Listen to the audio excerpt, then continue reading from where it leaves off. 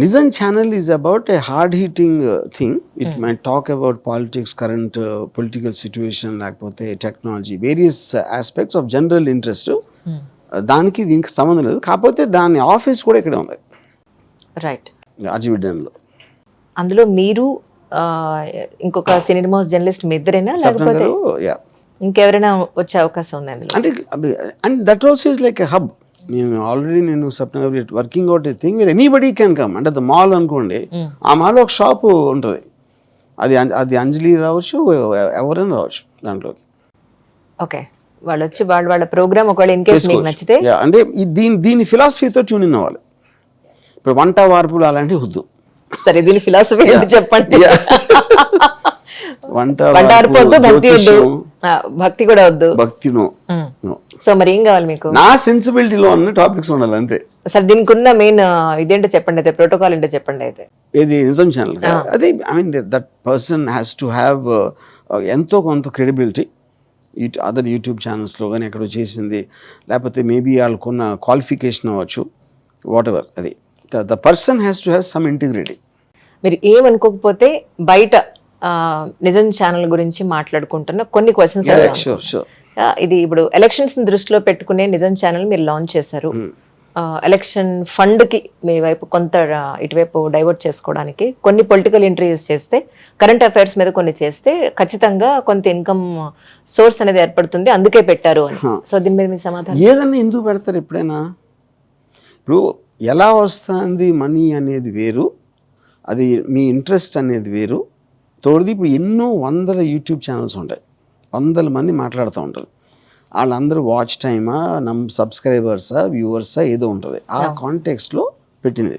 ఎందుకంటే నేను రామోయిజంలో సప్న ఒకరితో మాట్లాడుతున్నప్పటికీ, వేరే వేరే ఎక్స్పర్ట్స్తో మాట్లాడుతున్నప్పటికీ ఒక డిఫరెన్స్ ఉంటుంది.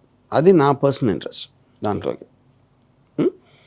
ఇది కాకుండా నిజం channel is not owned by me to start with. అది మా పార్ట్నరు, వాళ్ళు వేరే వాళ్ళు ఉన్నారు దానికి ఆస్పెక్ట్. నేను ఒక క్రియేటివ్ ఆస్పెక్ట్లో I become the face of the channel. You know, so దీంట్లో ఎవరెవరు ఏం చేస్తున్నారు, ఎంత ఇస్తున్నారు, ఎందుకు పెట్టారు అనేది ఎనీబడీ క్యాన్ స్పెక్యులేట్ దాంట్లో.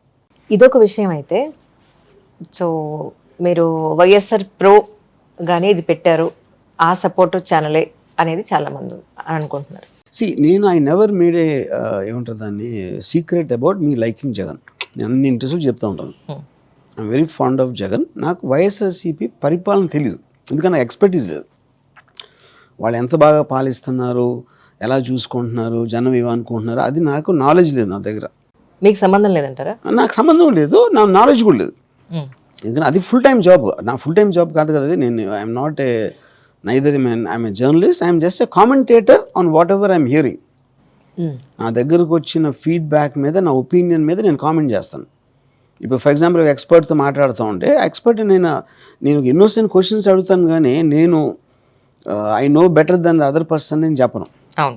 ఓకే, అలా అది కాకుండా నేను ఇప్పుడు ఏదో అసెంబ్లీ పిల్లలని చేశాను, లేకపోతే మన పోలీసుల మీద ఏదో చేశాను, ఇంకోటి ఏదో చేశాను. It will cover every one. దాంట్లో ఇప్పుడు నేను మాట్లాడుతున్నప్పుడు నేను డెఫినెట్లీ జగన్ అంటే నాకు ఇష్టం కాబట్టి it will definitely be sounding pro. Just as a person you like him. Yes, yeah. నిజం ఛానల్లో అన్ని అబద్ధాలే చెప్పేస్తున్నారు అనేది నిన్న రాత్రి ఒక రైటర్ నాకు ఫోన్ చేసి అన్నారు. దీని మీద మీ అభిప్రాయం?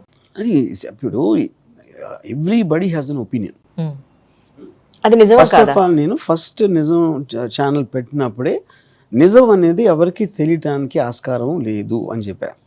ఇందుకు నిజం అనేది నేను నమ్మేది నిజం. అట్లా అలా లేకపోతే ఎలా తెలుస్తుంది నిజం ఎలాగో ఏంటో అని? మీరు ఏదో ఒక అథారిటీ అనేప్పుడు, మీరు గవర్నమెంట్ అథారిటీ సిబిఐ చెప్పినా కూడా నిజం కాదు అనేవాడు ఉన్నారు కదా. అలాంటప్పుడు నిజం ఎట్లా తెలుస్తుంది ఎవరికైనా? అప్పుడు నిజం అనేది రెండే ఉంటుంది దానికి. ఒకటి మీరు నమ్మారా లేదా అనేది ఒకటి, రెండోది నమ్మబుల్గా ఉందా లేదా అనేది రెండు. ఒకవేళ అది అబద్ధం అయిన ప్రూవ్ అయింది అనుకోండి, అవును మీరు రాంగ్ అని చెప్తాం. అది కూడా చెప్పాను నేను ఓపెనింగ్లోనే. అంటే ఇంకోటి కూడా ఉంది, అడగమంటే అడుగుతాం, మీకు ఇబ్బంది లేకపోతే. నన్ను తిట్టుకోనండి, నాకు ఏది ఇబ్బంది ఉండదు. రైట్. అంటే దీనికి వైఎస్ఆర్సీపీ వాళ్ళే దీనికి ఫౌండర్స్ కూడా ఫండింగ్ అంతా ఉంది అనేది ఎంతవరకు నిజం సార్? నేను ఇది చెప్తున్నా. ఇప్పుడు ఫర్ ఎగ్జాంపుల్ అది నాకు చెప్పడం ఇష్టం లేదు, ఎంతవరకు నిజం అంటే ఏం చెప్తాను నేను? This whole place is owned by me and my partner Ravi Varma. Okay. ఆయన ఏ పొలిటికల్ పార్టీలో లేడు. ఇప్పుడు ఏమంటారు, రవి వర్మకి వాళ్ళు ఇస్తున్నారు అంటారు. మీ ఇష్టం, అది మీ ఇష్టం వచ్చింది, మీరు నమ్ముకోండి. ఓకే. ఏం డిఫరెన్స్ పడుతుంది నాకు? నాకేం ఫరక్ పడదు అంటారు. ఏం పడదు.